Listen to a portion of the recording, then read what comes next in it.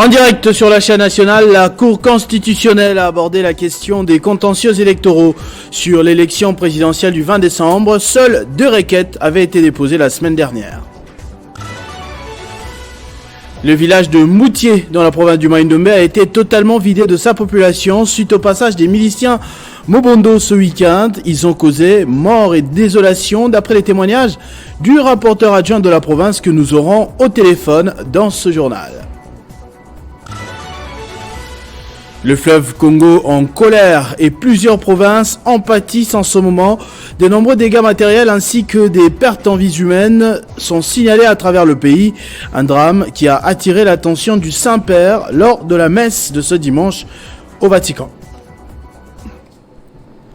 Mesdames et messieurs, bonjour. Comme en 2018, Théodore Ngoï, égal à lui-même, s'est pointé devant les 9 juges de la Cour constitutionnelle présidée par Dieudonné Kamuleta sur les antennes de la chaîne nationale.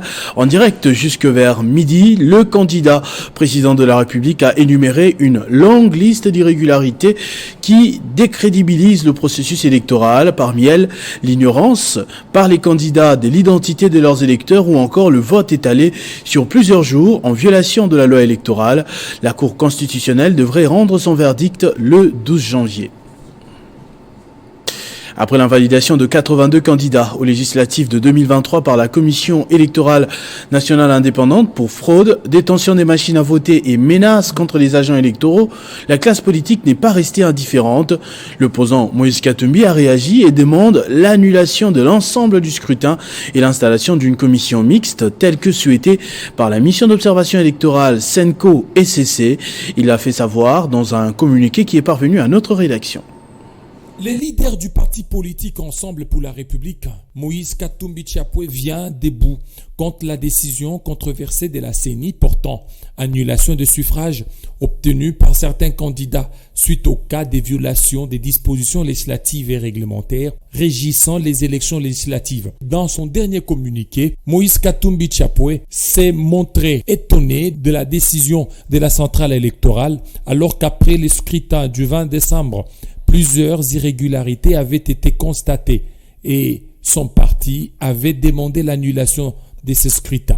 Sa position, précise-t-il, avait été enrichie par la mission d'observation électorale SENCO-SCC qui avait sollicité et exigé la mise sur pied d'une commission mixte qui devrait enquêter sur ces irrégularités, chose que la CENI n'a pas faite. Selon le communiqué de Moïse Katumbi Tchapoué, la CENI, au lieu de se conformer à cette recommandation, s'est précipitée en dehors de la commission indépendante et mixte à annuler les élections dans certaines circonscriptions.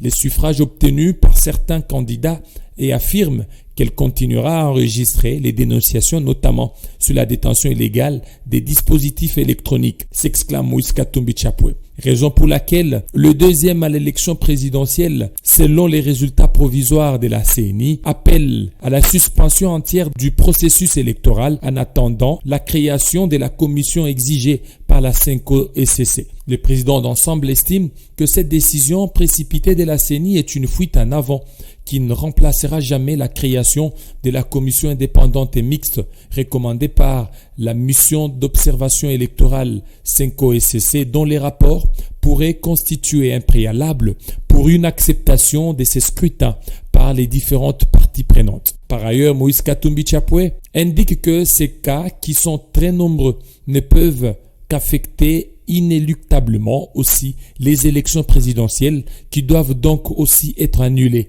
si l'on sait qu'il n'y avait qu'un seul bulletin pour tous les 4 scrutins présidentiels, législatifs, provincial et municipal. Et si l'on considère que la CENI a même déclaré dans son communiqué qu'elle continue à enregistrer les dénonciations.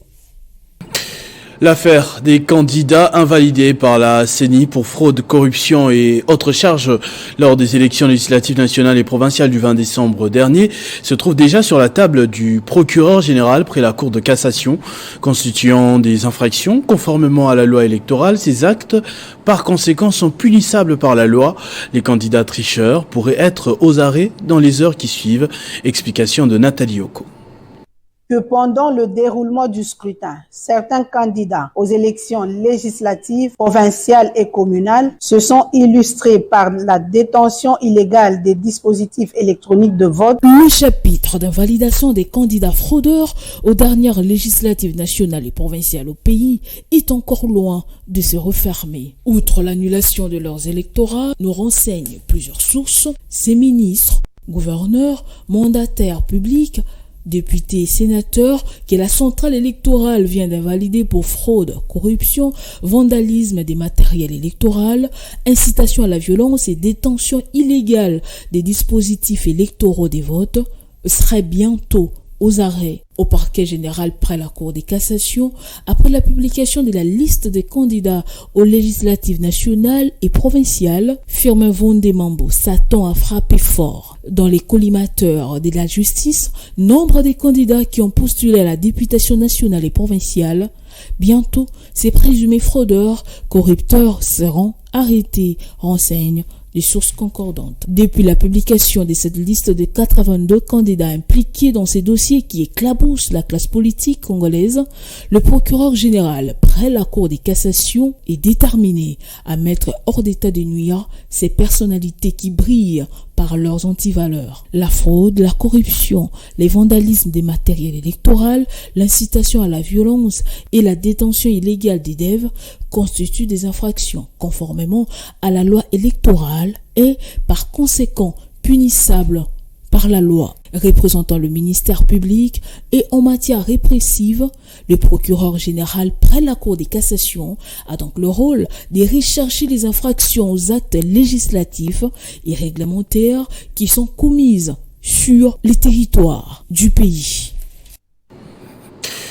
Le mouvement politique Le Centre de Germain Kambinga, de son côté, a au cours d'une conférence de presse lancé son 6e appel pour encourager la CENI à poursuivre son travail qui participe à la moralisation impérative de l'espace politique congolais. De ce fait, Germain Kambinga demande à l'opposition de jouer pleinement son rôle afin de permettre au pays de se développer.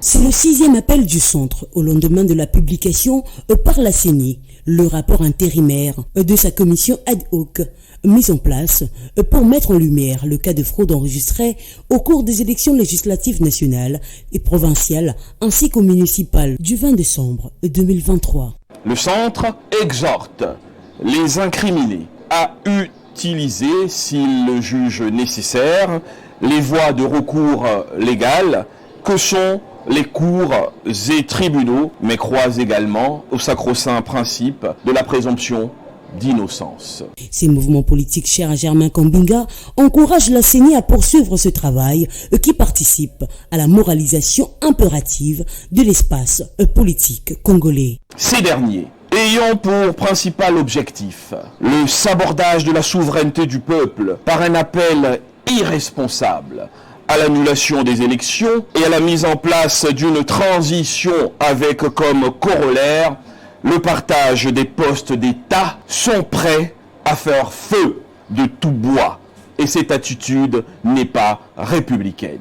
Le Centre se dit être étonné de la déclaration qui qualifie d'insipide et pernicieuse d'un groupe d'anciens candidats malheureux à l'élection présidentielle du 20 décembre 2023. Signalant qu'au 5e appel, le Centre avait demandé aux vainqueurs à la présidentielle de tendre sa main à tous les opposants, chose qui a été faite le 31 décembre à la suite de la proclamation de résultats provisoires, mais ces derniers ont choisi de ne pas répondre à cet appel et de travailler pour le chaos. Cette antienne n'intéresse donc pas le grand peuple congolais qui a fait le choix derrière son président de la République, Félix-Antoine Tshisekedi. Le Centre invite les braves peuples congolais à se montrer intransigeants tout en isolant ces voix dissonantes qui, comme de vieux disques rayés en voix de musique, passaient de mode. Pendant ce temps, situation sécuritaire inquiétante aux portes de Kinshasa à cause des miliciens Mobondo. Il y a encore quelques heures, ce mouvement incivique a donné la mort à plusieurs personnes tout en incendiant écoles et maisons d'habitation sur leur passage. Dimanche, ils ont attaqué le village Mboutié dans le Maïndombe et les sources environnantes affirment que les lieux sont déserts à l'heure actuelle. Au téléphone, nous avons joint David Bissaka Kezeza, rapporteur de l'Assemblée provinciale du Maïndombe et élu du territoire de Komot. il venait d'attaquer le village Mbuntie. Le village Mbuntie est juste en face du territoire de Bakata, le long de la rivière Kwango. Ils ont attaqué là-bas. Après leur échec de Massiambio, ils sont rentrés pour attaquer Mbuntie. Selon l'information à notre possession en Mbuntie, les bilans, ils ont tué 4 hommes sur place. Jusqu'à maintenant, ils ne sont pas encore enterrés. Une femme et un enfant disparus. Nous leur disons toujours que la sécurité pour la population du territoire de Kwamutu n'est pas une faveur que l'État congolais est en train de faire à cette population-là, mais c'est une obligation. Tout en s'alliant l'effort des FARDC à Massiambio, nous demandons au commandant qui est au front là-bas de chercher comment est-ce que les militaires seront partout au même moment. Parce qu'aujourd'hui, là, il faut qu'on se le dise que les Mobondo viennent de composer plusieurs groupuscules. Ils sont partout. Monter les eaux du fleuve Congo dans plusieurs provinces et villes de la République démocratique du Congo, cette situation dramatique a été évoquée hier dimanche par le pape François. Le numéro 1 de l'église catholique romaine exprime sa compassion aux victimes de ces tragiques événements. Je suis très proche des populations de la République démocratique du Congo frappées par des inondations, a-t-il dit. Plusieurs sources notent que les provinces de la Chopo, de la Mongala, de l'Équateur, du Sud et Nord-Ubangi, du Kwilu, du Maïndombe, du Congo central, de la Lomami, du Kasaï et du Sud Kivu sont celles qui sont actuellement les plus touchées en termes de victimes et dégâts matériels. Au Niger, le village Tiawa a été touché par des frappes des drones de l'armée nigérienne en riposte à une attaque djihadiste faisant plusieurs victimes civiles dans le sud-ouest du pays. Dans un communiqué rendu public ce dimanche par le gouvernement en place, le nombre de victimes n'a pas été précisé. C'est dans la nuit du 5 au 6 janvier que le village de Tiawa, situé à la frontière avec le Burkina Faso, a subi d'énormes bombardements causant la mort de plusieurs personnes. Aux dernières nouvelles, le gouvernement en place précise que ces bombardements ont été lancés dans le cadre d'une opération conjointe avec les forces burkinabées en réponse à l'attaque d'hommes armés qu'elle aurait mise en déroute. Ces djihadistes, venus sur une vingtaine de motos, aurait projeté de viser une position militaire proche de cette localité. Des ratissages menés samedi par une patrouille ont permis de découvrir des corps sans vie des villageois, des maisons détruites par un incendie et d'évacuer des blessés. Dans son communiqué, le gouvernement nigérien ne précise ni le nombre de civils tués, ni les bilans de morts ou des captures concernant les terroristes. Alors que selon les messages relayés sur les réseaux sociaux, des sources locales évoquent au moins une 50aine de villageois tués et font circuler des images des dégâts.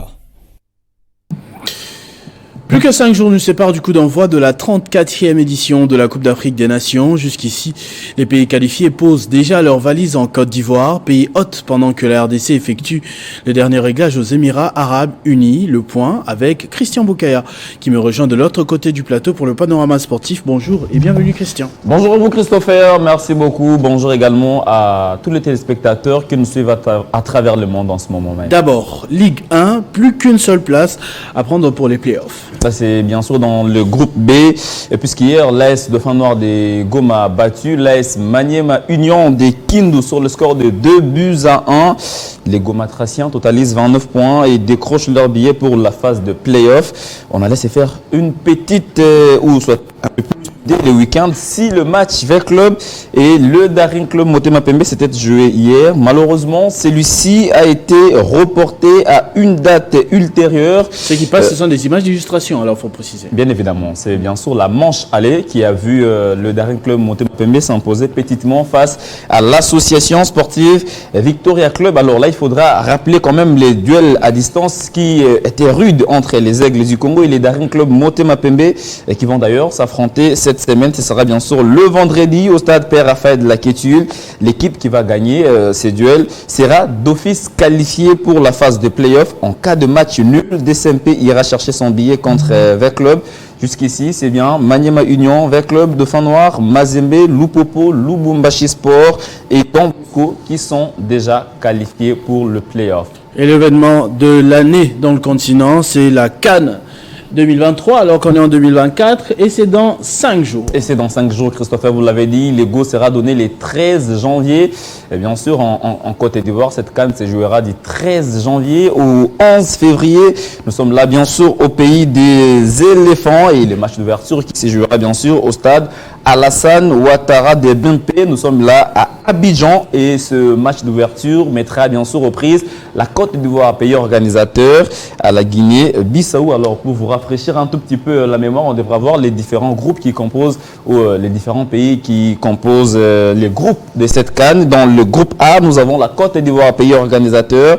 Aux côtés de la Côte d'Ivoire, il y aura la Guinée-Bissau, la Guinée équatoriale, mais également le Nigeria. Dans le groupe B, on retrouve le Mozambique, le Cap-Vert, le Ghana, les pharaons d'Égypte. Et le groupe C est constitué de la Guinée, du Sénégal. C'est d'ailleurs le groupe de la mort de cette Coupe d'Afrique des Nations. Et puis le groupe D est composé de l'Angola, la Mauritanie, le Burkina Faso, l'Algérie. Le groupe E est constitué de la Namibie, de l'Afrique du Sud, du Mali, mais également de la Tunisie. Le groupe F, c'est d'ailleurs le groupe qui intéresse plus les Congolais, est composé de la Tanzanie, de la Zambie, de la République démocratique du Congo, mais également du Maroc. Et là, on rappelle que la RDC va jouer son tout premier match déjà le 17 janvier contre les Chipolo Polo Boys de la Zambie. Un match peut-être auquel Christopher Ochokoum y prendra part, parce que jusque-là, on suit de près vos analyses sur différentes plateformes digitales. Ah, on attend le billet de Dircy Ngimbi, qui vous avez promis, j'espère qu'il n'a pas oublié autrefois. J'aimerais vraiment être là, ne serait-ce que pour 2 matchs, parce que je doute fort qu'on aura 4 matchs. Pendant ce temps, les Léopards peaufinent leur préparation à Abu Dhabi. Alors, ils se préparent pour ne pas vous décevoir, certainement, parce que vous ne croyez pas qu'ils auront 4 matchs. Alors, ils se préparent en conséquence pour ne pas faire de la figuration ou venir tout simplement en victime expiatoire. Les Fauves congolais se préparent sereinement. D'ailleurs, ils ont livré un match amical samedi contre l'Angola. C'était bien sûr à Dubaï. Les Palancas Negras chez les Fauves congolais se sont quittés 2-2 après cette rencontre. Le Fauve congolais avait regagné leur quartier général à Abu Dhabi hier. Tous les joueurs avaient repris les entraînements, excepté Cédric Bakambu, Siadi Badjo et n'ont pas retrouvé à 100% leur niveau physique. Sinon, les Congolais poursuivent certainement leur préparation. Bakambu. Ouais, Cédric Bakambu. Il est parmi ceux qui ont des pépins. Ouais, un peu des pépins physiques, mais ça va quand même. On espère peut-être qu'il sera récupéré aujourd'hui. Alors, les Fauves congolais ou les Léopards de la RDC vont se préparer aux Émirats Arabes Unis avant d'affronter bien sûr les étalons du Burkina Faso avant de prendre la direction de la Côte d'Ivoire, plus précisément San Pedro, où ils vont ériger leur quartier général pour le 2 premiers matchs. Et puis, le tout dernier match contre la Tanzanie, ils vont les jouer à Korogo. Vous parliez du groupe F tout à l'heure et un des adversaires de la RDC, d'ailleurs, la nation la mieux cotée de l'Afrique, hein, effectivement. On va le dire comme ça, a déjà posé ses valises en Côte d'Ivoire. Il s'agit bien du Maroc. Oui, les Lions de l'Atlas du Maroc ont foulé la terre ivoirienne depuis hier, après avoir passé une semaine de préparation au complexe Mohamed V à Salé, avant de jouer bien sûr la Tanzanie dans le groupe F. Le Maroc va livrer un match de fixation contre la Sierra Leone. Ce sera bien sûr le jeudi 11 janvier. Question de se familiariser avec la pelouse de Laurent Pocou, la pelouse de San Pedro, où est basé bien sûr le groupe F, selon le programme. Terminé bien sûr par cette Coupe d'Afrique des Nations, la Tanzanie est attendue ce lundi en Côte d'Ivoire, alors que la RDC arrivera bien sûr le 12 janvier, sauf changement de programme. Mais jusqu'à là, on attend quand même, puisqu'on devra les rappeler, la CAN commence le 13, la RDC va jouer le 17 contre la Zambie. Voilà, un événement que nous ne diffuserons peut-être pas, mais que nous analyserons de près ici à Télé 50, match après match, dossier après dossier. Donc, événement à suivre sur nos antennes. Non, les panoramas sportifs s'effacent aussi sur place en Côte d'Ivoire. Donc, vous confirmez déjà votre présence Je ne confirme à pas. Babi. Indirectement, oui. Vous avez votre billet. Diasingimbi est passé Jusque-là, non, mais j'espère que la chaîne... Merci Christian Bokaya et bonne chance surtout à nos léopards. Ce journal est terminé. Je vous en rappelle tout de suite les principaux titres. En direct sur la chaîne nationale, la Cour constitutionnelle a abordé la question des contentieux électoraux sur l'élection présidentielle du 20 décembre. Seules 2 requêtes avaient été déposées la semaine dernière. Le village de Mboutié, dans la province du Maïndombe, a été totalement vidé de sa population suite au passage des miliciens Mobondo ce week-end. Ils ont causé mort et désolation d'après le témoignage du rapporteur adjoint de la province que nous avons eu au téléphone dans ce journal. Le fleuve Congo en colère et plusieurs provinces en pâtissent en ce moment. De nombreux dégâts matériels ainsi que des pertes en vies humaines sont signalés à travers le pays. Un drame qui a attiré l'attention du Saint-Père lors de la messe ce dimanche au Vatican. Ne nous quittez pas, la revue de presse de Benjamin Moudiata, c'est dans un instant.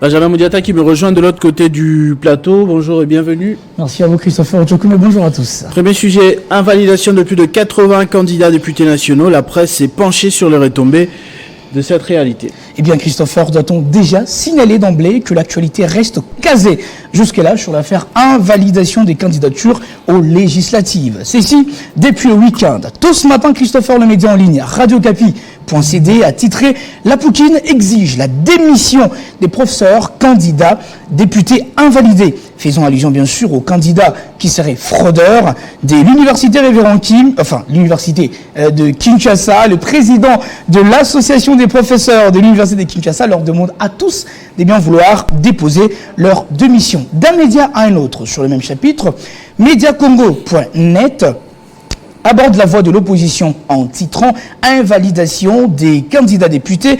Ensemble de Katumbi crie au scandale et accuse la CENI des complicités. Plus loin dans son article, le média souligne que l'opposant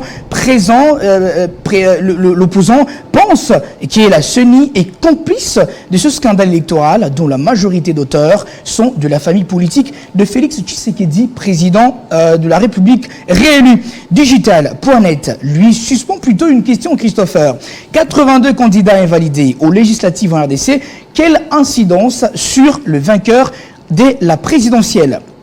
Le chevalier de la plume ici pointe que certaines analyses évoquent déjà l'incidence de ces sanctions sur le scrutin présidentiel, mais d'autres pensent que même si il y a de l'incidence, cela ne changera pas l'ordre d'arrivée de 2 principaux challengers au regard de l'écart qui sépare Félix Tshisekedi et Moïse Katumbi. Pour votre deuxième sujet, vous avez fait un top 3 des personnes ayant battu campagne pour la réélection de Félix Tshisekedi. Exactement, Christopher, il fait partie de ceux qui ont œuvré à la victoire de Félix Tshisekedi aux élections du 20 décembre dernier. C'est à la une du Congo Nouveau, relayant les sondages du magazine Le Point, bien sûr.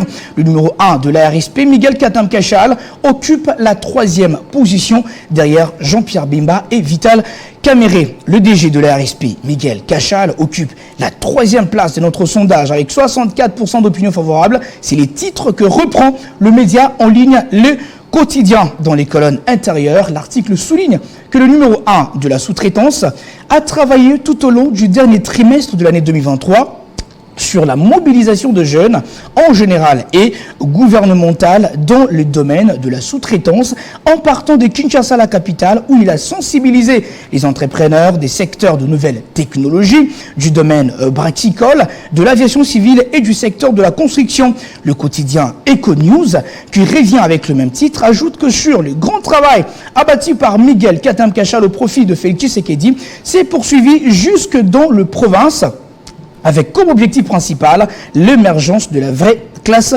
moyenne. C'est ce qui lui a valu, d'après Forum des As, qui pointe aussi l'info à la une, Christopher, une adhésion de la population congolaise à son action. Une population qui voit en lui une personnalité clé dans l'entourage du chef de l'État, Félix Tshisekedi, et dont le rôle a été déterminant dans sa réélection du 20 décembre dernier. Voilà qui met fin à notre revue de presse de ce lundi. Merci beaucoup. Benjamin Moudiata pour tous ces titres. C'est moi qui vous remercie, Christopher. À tous et à toutes également, merci de votre attention soutenue. Restez fidèles au programme de votre chaîne Télé 50. Vivez heureux, vivez 100 ans, mesdames et messieurs.